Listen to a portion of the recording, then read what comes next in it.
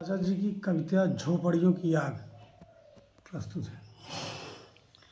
मित्रों, मैं उद्धव प्रताप सिंह कंचुकी, ग्राम बाहरपुर, सुजानगंज, जौनपुर, आपके सामने एक कविता, आज की जो स्थिति है देश की, उसके ऊपर एक कविता है। उम्मीद है आपको ये कविता पसंद आएगी। शीर्षक है झोपड़ियों की आग। फिर से एक महाभारत की रचना तुमने कर डाली है, झोपड़ियों की आग छिटक कर महलों में लगने वाली है।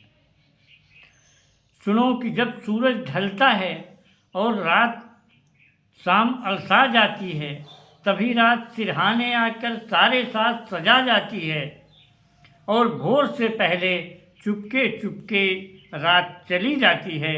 उसी अंधेरे में तो जनता सौ सौ बार चली जाती है।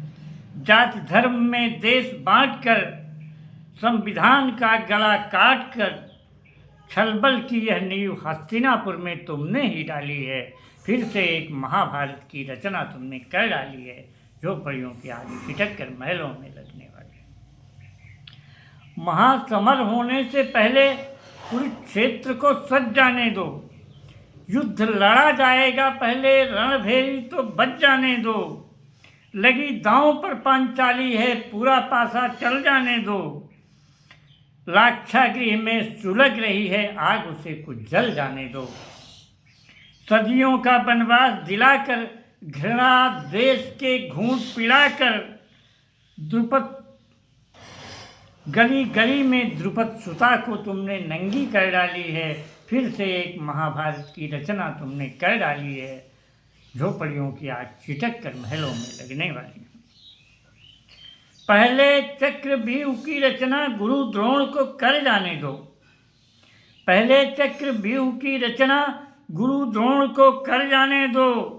जयद्रथ का वध होगा, पहले पार्थपुत्र को मर जाने दो। दौड़ो देखो भाग रहा अभिमन्यु निहत्था होकर रण में, लेकिन 7 महारथियों से उसे अकेले घिर जाने दो।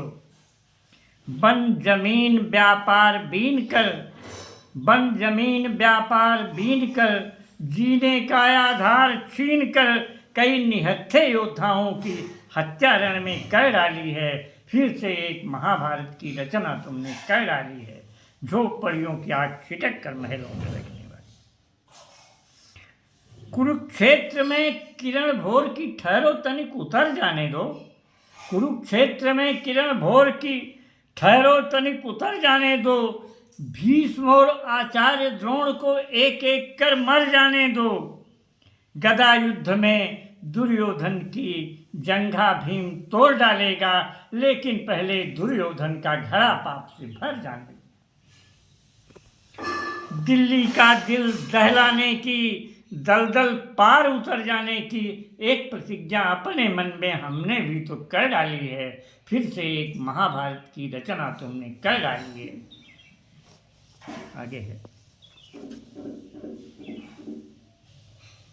जय हिंद।